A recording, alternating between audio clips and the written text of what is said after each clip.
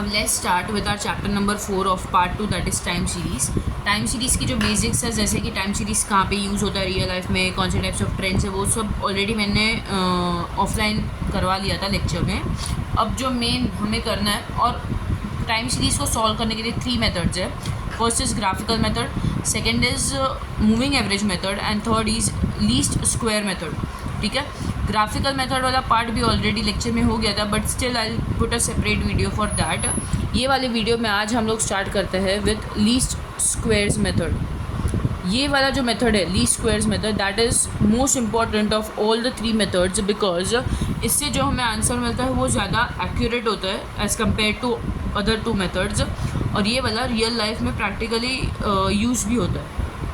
ठीक है, अब इसके लिए जो फर्स्ट हमें समझना है that is this is the equation two find the trend line. ठीक है, पहले तो एक बार ट्रेंड लाइन और ट्रेंड वैल्यू क्या होता है। ये एक ग्राफ है, उसमें अगर हम डेटा जब प्लॉट करेंगे, कुछ तो साल का डेटा दिया होगा, उसकी एक अलग अलग फ्रीक्वेंसी दी होगी, राइट। तो कुछ ऐसा समझो, अगर ऐसा कुछ ग्राफ आया, ठीक है, अगर इसमें ट्रेंड लाइन सेट करोगे तो कुछ ऐसी ट्रेंड लाइन सेट होगी, राइट। और टाइम सीरीज जनरली किसमें यूज़ होता है, फोरकास्ट करने के लिए। तो ये जो हमारी ट्रेंड लाइन है, हमें समझो ये है 1990 से 2000 का डेटा। हमें 2010 का अगर फोरकास्ट करना है, समझो अभी हम लोग 2000 में जी रहे हैं, ठीक है, 2010 का फोरकास्ट करना है, तो हमें 2010 की एग्जैक्ट फ्रीक्वेंसी है ना, वो नहीं मिलेगी कभी भी, बट ट्रेंड वैल्यू मिल सकती है। जो ट्रेंड लाइन पे जो वैल्यूज़ है ये वाले हर साल के, वो क्या हो गए, ट्रेंड वैल्यूज़।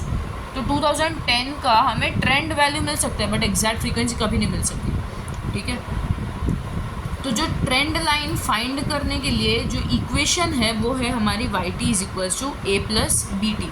Got it. अब T क्या होगा, जो साल होगा वो, तो T की वैल्यू बहुत बड़ी होगी, 1965 या 1967 या 1980, 4 डिजिट का एक वैल्यू रहेगा। इसलिए वो इजी वे आउट करने के लिए हम T को क्या कर देते, कन्वर्ट कर देते, convert T into U। Got it. अब U में कन्वर्ट करेंगे कैसे T को, जब T को U में कन्वर्ट करेंगे ना, तो हम क्या करेंगे, YT is equals to A+BU कर देंगे। U एक सिंगुलर वैल्यू, मतलब सिंगल डिजिट का कोई वैल्यू रहेगा। जब T को U में कन्वर्ट करेंगे ना, तो A भी कन्वर्ट हो जाएगा A' में, और B भी कन्वर्ट हो जाएगा B' में। Got it. अब U कैसे मिलेगा, अगर समझो 10 साल का डेटा दिया है, तो U क्या है, इवन नंबर है। तो when data is of odd number, मतलब when n number of years का जो डेटा होता है उसे कहते हैं n, when n is odd number, ठीक है, तब U is equals to T minus जो मिडल T वैल्यू रहेगी, middle T value upon H। H क्या रहेगा, हाइट। हाइट मतलब क्या, 2 सक्सेसिव ईयर्स के बीच का gap, difference between 2 successive years. ठीक है, अगर n इवन रहा, n इज इवन नंबर, तब U कैसे मिलेगा, T माइनस मीन या तो एवरेज, मीन मतलब क्या, average of 2 middle T values. जब डेटा इवन नंबर का रहेगा ना, तब 2 मिडल T वैल्यूज़ आएंगे, उन दोनों का एवरेज लेना है अपॉन H अपॉन 2। ठीक है, यहाँ पे डिवाइड बाय H किया, यहाँ पे क्या करेंगे, डिवाइड बाय H अपॉन 2। ठीक है, इससे हमें U मिल जाएगा, हर एक साल का U अलग अलग रहेगा।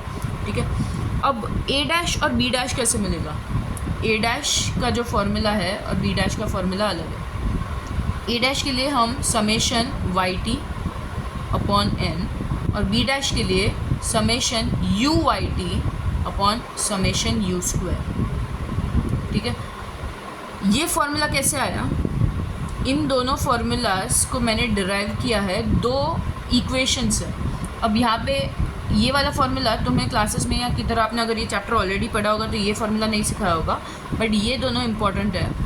यहाँ पे देखो, अगर ए डैश एन इस साइड आ जाएगा तो क्या हो जाएगा, ए के साथ मल्टीप्लाई हो जाएगा, यहाँ पे डिवाइड में इसीलिए समेशन वाई टी, ठीक है, ये जनरली मिल गया। अब हर एक फार्मूला में ए डैश और बी डैश दोनों होता है, बट यहाँ पे बी डैश क्यों नहीं है, क्योंकि यहाँ पे ऑलरेडी एक बी डैश था जिसके साथ समेशन यू मल्टीप्लाई में था, और summation u is always zero, इसीलिए बी डैश इंटू ये ज़ीरो हो गया, इसीलिए बी डैश डिसअपियर हो गया। एक्चुअल में ये एक नॉर्मल इक्वेशन है, उससे मैंने ये फार्मूला डिराइव किया। नॉर्मल इक्वेशन याद रखना बहुत डिफ़िकल्ट था ये वाला इक्वेशन, इसलिए मैंने ये फार्मूला याद रखने को मैं आपको बोलूँगी, सजेस्ट करूँगी। A dash is equal to summation Y T upon N, N इस साइड चला जाएगा तो क्या बन जाएगा, A dash into N is equal to summation Y T. हर एक इक्वेशन में A dash and B dash दोनों रहता है, बट यहाँ पे बी डैश क्यों नहीं है, क्योंकि बी डैश के साथ समेशन यू जुड़ा हुआ है, और समेशन यू हमेशा क्या रहता है, ज़ीरो। यहाँ पे भी अगर देखोगे तो B dash summation U square इस साइड चला जाएगा is equal to summation U Y T, but हर एक इक्वेशन में A dash and B dash दोनों होता है। यहाँ पे ए डैश क्यों नहीं है, क्योंकि वो भी समेशन यू के साथ जुड़ा हुआ है, ठीक है। तो ये एक नॉर्मल इक्वेशन हो गया जिससे ये वाला पार्ट डिराइव हुआ है, गॉट इट।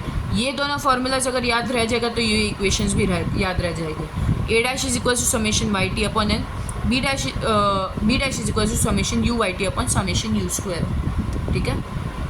अब जब सम्स पे जाएंगे ना तो ये एकदम इजीली हो जाएगा अप्लाई करने के लिए। जनरली हमें ट्रेंड लाइन की इक्वेशन मांगी होगी सम में, तो ये फाइंड करना है। उसमें वाई टी और यू की जगह पे कुछ नहीं लिखना है, क्योंकि वाई टी और यू हर साल का अलग अलग रहता है। ए डैश एंड बी डैश हमें डिराइव करना है ये दोनों फार्मूलाज से, ठीक है। अगर एक पर्टिकुलर साल का, फ्यूचर साल का ट्रेंड वैल्यू मांगा है तो हम क्या फाइंड करेंगे, Y T hat of that year. A dash तो सेम रहेगा जो हम फाइंड करेंगे वो, प्लस बी डैश सेम रहेगा, और यू उस साल का हम फाइंड कर लेंगे बाय यूजिंग दिस फॉर्मूला, ठीक है। जब ऑड नंबर है एन तो यू क्या रहेगा, T minus middle T value upon H, और जब एन इज़ इवन नंबर, मतलब नंबर ऑफ साल of data that is even number, 10 साल का डेटा दिया है तो एन इवन नंबर है, 11 साल का डेटा दिया है तो एन ऑड नंबर है। इवन नंबर है तो U is equal to T minus middle T values, दो मिडल टी वैल्यूज़ रहेगी, उन दोनों का एवरेज लो अपॉन एच अपॉन 2, ठीक है। ये लीस्ट स्क्वायर मेथड का बेसिक्स हो गया। अब जाएंगे सम पे।